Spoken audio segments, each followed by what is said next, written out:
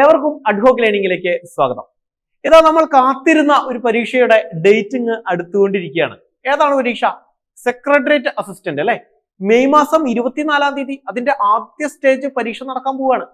ഇതാ നമ്മൾ ചിലപ്പോ ഒരു വർഷം മുമ്പൊക്കെ ഇത് കേട്ടിട്ടുണ്ടാവും. ഇതാ സെക്രട്ടേറിയറ്റ് അസിസ്റ്റന്റ് പരീക്ഷയുണ്ട് അടുത്ത വർഷം. അത് കഴിഞ്ഞാൽ 3 വർഷം കഴിഞ്ഞാലേ പരീക്ഷയുള്ളൂ. സോ നന്നായിട്ട് പഠിക്കണം, ഇപ്രാവശ്യം അത് നേടിയെടുക്കണം എന്നുള്ള ആഗ്രഹങ്ങൾ കൊണ്ട് പഠിച്ചു തുടങ്ങിയ പലരും പാതി വഴിയിൽ ഉപേക്ഷിക്കുകയോ അല്ലെങ്കിൽ പഠിക്കാൻ എവിടെയോ വിട്ടുപോയി പിന്നെ ഇനി ഡേറ്റ് വരട്ടെ ആയിട്ടില്ലല്ലോ എന്നൊക്കെ വിചാരിച്ച് കാത്തിരുന്ന പലരും ഉണ്ട്. ഇപ്പൊ നോക്കുമ്പോഴെന്താ, കുറച്ച് ദിവസങ്ങളെ ഇനി ബാക്കിയുള്ളൂ. ഇനി ഇതെല്ലാം പഠിച്ചു കഴിയോ? ഇപ്പൊ നിങ്ങളുടെ സിലബസ് എടുത്ത് നോക്കി കഴിഞ്ഞാൽ വാസ്റ്റ് ആയിട്ടുള്ള ഒരു സിലബസാ. ആ സിലബസ് എല്ലാം പഠിച്ചു തീർക്കുക എന്ന് പറയുന്നത് കുറച്ച് ബുദ്ധിമുട്ടുള്ള കാര്യമാണ്. അതും വളരെ കുറച്ച് ദിവസം കൊണ്ട് എന്നൊക്കെ പറയുമ്പോൾ അല്ലെ. സോ ഇങ്ങനെ പഠിക്കാം. അതിന് പഠിക്കാനായിട്ട് എല്ലാം പഠിച്ചു തീർക്കുക എന്ന് പറയുന്നത് ഒബ്വിയസ്ലി നമുക്ക് ഒരു മനുഷ്യനെ കൊണ്ട് പോസിബിൾ ആയിട്ടുള്ള ഒരു കാര്യമല്ല, ഈ പറയുന്ന 2-3 മാസം കൊണ്ട് പഠിക്കുക എന്നുള്ളത്. എന്നാൽ പ്രാഥമിക പരീക്ഷ ക്രാക്ക് ചെയ്തെടുക്കുക എന്നുള്ളത്, അതിനെ നമുക്ക് ആ പ്രാഥമിക പരീക്ഷ പാസ്സാവുക എന്നുള്ളത് ഒരു ടെക്നിക്ക് ഉപയോഗിച്ച് കഴിഞ്ഞാൽ സാധിക്കുന്നതാണ്.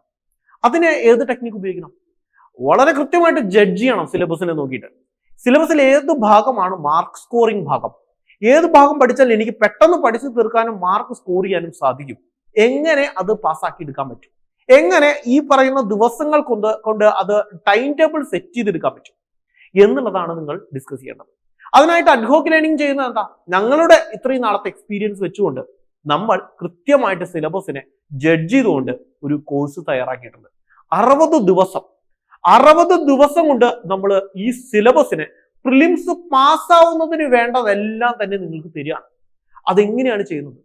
ഡേ 1 എന്ന് പറയുന്ന ഒരു ഫോൾഡർ ഓപ്പൺ ചെയ്ത് കഴിഞ്ഞാൽ ആ ഫോൾഡറിനകത്ത് നമ്മുടെ സിലബസിനെ 2ആക്കി തിരിച്ചുകൊണ്ട് 2 ഫോൾഡറുകൾ ആഡ് ചെയ്യുന്നു. ഒന്ന് പ്രൈമറി സബ്ജക്ട്, 2 സെക്കൻഡറി സബ്ജക്ട് എന്നുള്ളതാണ്. പ്രൈമറി സബ്ജക്ട് എന്ന് പറഞ്ഞു കഴിഞ്ഞാൽ നമുക്ക് നിർബന്ധമായും മാർക്ക് സ്കോർ ചെയ്യേണ്ട ടോപ്പിക്കുകൾ ഇംഗ്ലീഷ്, മലയാളം, മാത്സ്, അതുപോലെ ആർട്സ്, സയൻസ്, അതുപോലെ science and technology, sports, literature, അങ്ങനെ തുടങ്ങിയിട്ടുള്ള കുറച്ച് ഭാഗങ്ങളുണ്ട്. കോൺസ്റ്റിറ്റ്യൂഷൻ, സിവിക്സ്, ഇതൊന്നും വിട്ട് കളയാൻ പാടില്ല. ആ ഭാഗങ്ങളാണ് പ്രൈമറി ഫോക്കസിങ് സബ്ജക്ട്സ് എന്ന് പറയുന്നത്. സെക്കൻഡറി സബ്ജക്ട്സ് എന്ന് പറയുന്നത് ഏതാ? ഒന്ന് 5 മാർക്കിലുള്ള ജോഗ്രഫി, കേരള ജോഗ്രഫിയും ഇന്ത്യൻ ജോഗ്രഫിയും വേൾഡ് ജോഗ്രഫിയും കൂട്ടിച്ചേർത്തിട്ട് നമുക്ക് 5 മാർക്കേ ഉള്ളൂ. ഇത് പഠിച്ചു തീർക്കാനായിട്ട് ഒരുപാട് സമയം ആവശ്യമാണ്. പിന്നെ ഉള്ളത് ഹിസ്റ്ററിയാ. ഹിസ്റ്ററി എന്ന് പറയുമ്പോൾ നിങ്ങൾ സിലബസിന്റെ മാർക്ക് ഡിസ്ട്രിബ്യൂഷൻ നോക്കിയാൽ നിങ്ങൾ വിചാരിക്കും ഹിസ്റ്ററി കളയാൻ പറ്റുമോ? പക്ഷെ അവസാന 3 മാസങ്ങളിലെ സ്മാർട്ട് ജഡ്ജ്മെന്റ് എന്ന് പറയുന്നത് ഹിസ്റ്ററിയെ കളയുക എന്നുള്ളതാണ്. കാരണം 10 മാർക്ക് ഹിസ്റ്ററിക്ക് ഉണ്ട്. പക്ഷെ എത്ര പഠിക്കണം? വേൾഡ് ഹിസ്റ്ററി പഠിക്കണം, ഇന്ത്യൻ ഹിസ്റ്ററി പഠിക്കണം, കേരള ഹിസ്റ്ററി പഠിക്കണം. ഇനി ഇന്ത്യൻ ഹിസ്റ്ററിയെ തന്നെ അതിന്റെ മിഡീവൽ ഇന്ത്യ പഠിക്കണം, മോഡേൺ ഇന്ത്യ പഠിക്കണം.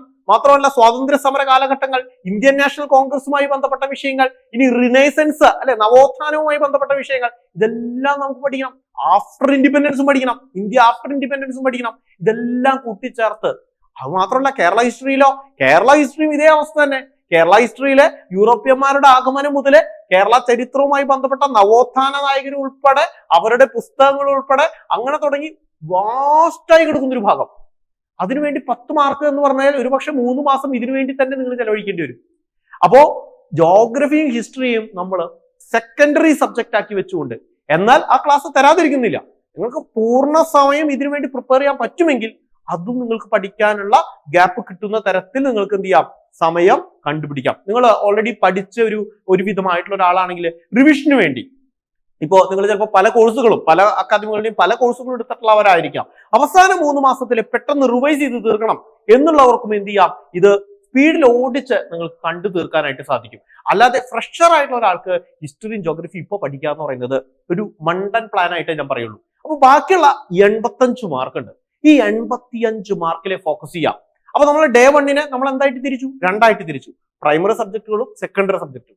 പ്രൈമറി സബ്ജക്റ്റിൽ നമ്മൾ തരുന്നത് ഈ 85 മാർക്കിലെ ടോപ്പിക്കുകളായിരിക്കാം. ഒരു 10 വീഡിയോ ക്ലാസ്സുകൾ, 1 മണിക്കൂർ ദൈർഘ്യമുള്ളതൊന്നല്ല കേട്ടോ.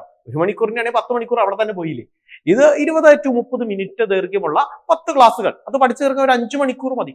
അതന്ന് തന്നെ റിവൈസ് ചെയ്യാനും ശ്രമിക്കുക. 1 പ്രാവശ്യമല്ല 2 പ്രാവശ്യം കാണാനായിട്ട് ശ്രമിക്കുക. ദെൻ അതേപോലെ സെക്കൻഡറി സബ്ജക്റ്റിലായിട്ട് ഹിസ്റ്ററിയും ജോഗ്രഫിയും തരും. അതിലൊരു 5-6 ക്ലാസ്സുകൾ ഉണ്ടായിരിക്കും. അത് നിങ്ങളുടെ സമയമുണ്ടെങ്കിൽ നിങ്ങൾ നോക്കുക, ഇല്ലെങ്കിൽ നിങ്ങൾ ഫ്രഷർ ആണെങ്കിൽ നിങ്ങൾക്ക് വേണമെങ്കിൽ കംപ്ലീറ്റ്ലി ഒഴിവാക്കുകയും ചെയ്യാം.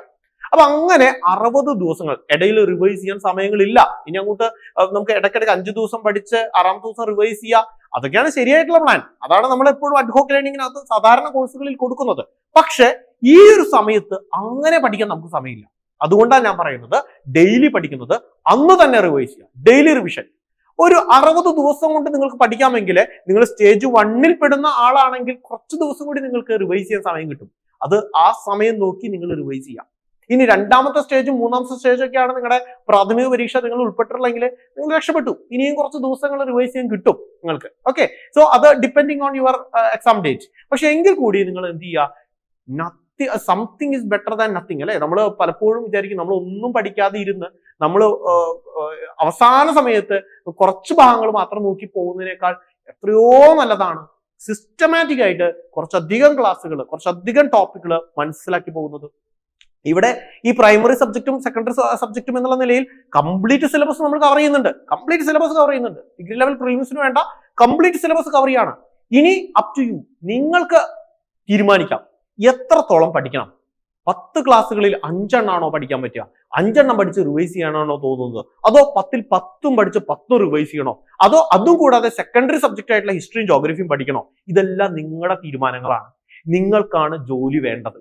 നിങ്ങൾക്കാണ് എന്ത് ചെയ്യേണ്ടത്? അപ്പോയിന്റ്മെന്റ് ലെറ്റർ ലഭിക്കേണ്ടത്. നമ്മൾക്ക് അപ്പോയിന്റ്മെന്റ് ലെറ്റർ ലഭിച്ച് നമ്മളെ സെക്രട്ടേറിയറ്റിന്റെ വരാന്തകളിലൂടെ നടക്കുമ്പോൾ നമ്മൾ അവിടുത്തെ അറ്റൻഡൻസ് രജിസ്റ്ററിൽ ഒപ്പിടുന്ന സമയത്ത് നമ്മുടെ വീട്ടുകാർ, നമ്മുടെ ബന്ധുക്കൾ, നമ്മുടെ സന്തോഷം ആഗ്രഹിക്കുന്ന ഒരുപാട് ആൾക്കാരുണ്ട്. അല്ലെങ്കിൽ നമ്മൾ വാശി കാണിക്കുന്ന കുറെ ആൾക്കാരുണ്ട് അല്ലെ. അവരുടെ മുമ്പിലൂടെയല്ല നമ്മളൊരു സെക്രട്ടേറിയറ്റ് അസിസ്റ്റന്റ് ആണ് എന്ന് പറഞ്ഞ് ആ ഒരു ജോലിയിൽ പ്രവേശിക്കുമ്പോൾ നമുക്കുണ്ടാവുന്ന ഒരു സന്തോഷം ഒന്ന് ആലോചിച്ച് നോക്കൂ. ആ ഒരു മോട്ടിവേഷൻ നമ്മുടെ മനസ്സിലുണ്ടാവണം.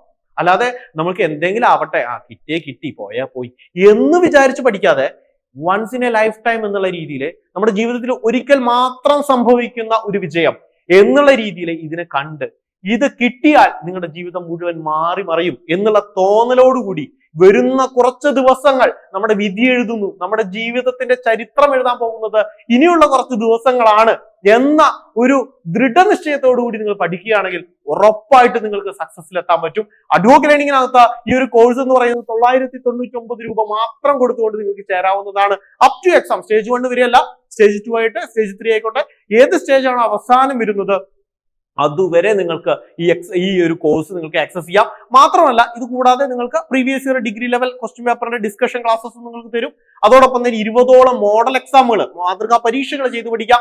അതെല്ലാം നിങ്ങൾക്ക് അഡ്വോക്ക് ലേണിംഗ് ആപ്പിൽ കൃത്യമായിട്ട് ഒരുക്കി വെച്ചിട്ടുണ്ട്. So start learning. ഇനി നമുക്ക് സമയം കളയാനില്ല, കൃത്യമായി പഠിക്കുക. അടുത്ത വർഷം ഈ സമയമാകുമ്പോഴത്തേക്കും നിങ്ങൾ ആ റാങ്ക് ലിസ്റ്റിൽ പേര് വന്ന് വളരെ സന്തോഷത്തോടു കൂടി അഡ്വോക്ക് ലേണിംഗിലേക്ക് വിളിച്ച് എനിക്ക് ജോലി കിട്ടി, നിങ്ങൾ പറഞ്ഞതുപോലെ പഠിച്ചു, എനിക്ക് പ്രാഥമിക പരീക്ഷ കയറാൻ സാധിച്ചു, പിന്നീട് ഞാൻ മെയിൻസ് പരീക്ഷയ്ക്ക് കൃത്യമായി പഠിച്ചു, എനിക്ക് ജോലി കിട്ടി എന്ന് പറയാൻ സാധിക്കട്ടെ. എല്ലാ വിജയാശംസകളും അഡ്വോക്ക് ലേണിംഗിന്റെ ഭാഗത്തു നിന്ന് നേരുന്നു. This is a last train ആണ്, അവസാനത്തെ വാഹനമാണ്. ഇതിൽ നിങ്ങൾ കയറിയാൽ നിങ്ങൾക്ക് വിജയിക്കാം. So all the best.